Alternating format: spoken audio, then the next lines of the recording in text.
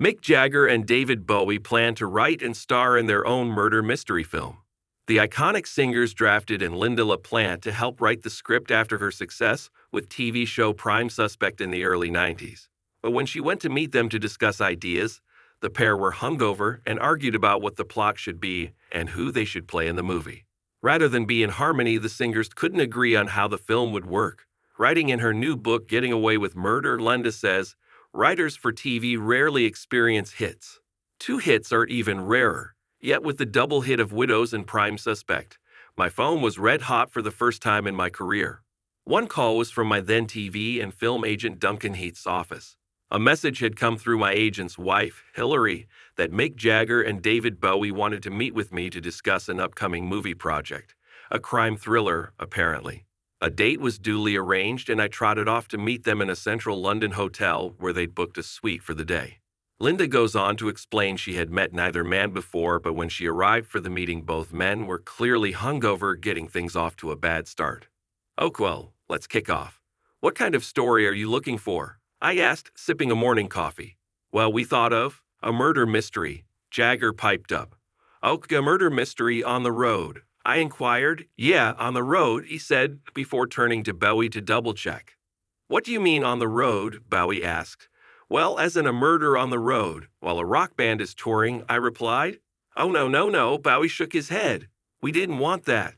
We wanted a murder on the Orient Express." Suddenly, I could see Jagger frowning. "No, David, we decided against the Orient Express," he said under his breath to Bowie. "Well, we thought it would make a great movie. Agatha Christie's done it, hasn't she?" Bowie continued as if he hadn't heard. I sat and smiled politely, but the truth was I could barely believe that this was their big Lynda, then asked them if they planned to play rock stars traveling on the train. "Oh, no, Jagger frowned again. "We don't want to play ourselves. We want to be characters, right?" I said. After that, I sat for a good 15 minutes while Jagger and Bowie batted back and forth, trying to recall whatever plot they had discussed the previous evening under the influence of God knows what. "I could be the assassin," shouted Jagger at one point. "No, I wanted to be the assassin," Bowie replied. "Oh, but if you're the killer, who am I?" Jagger shot back.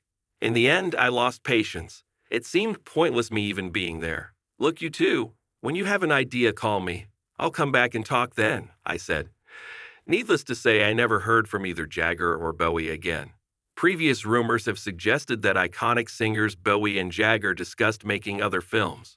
These came after they enjoyed the experience of working on the song Dancing in the Street that they released raise money for Live Aid in 1985 together, and they wanted to continue the partnership after becoming good friends.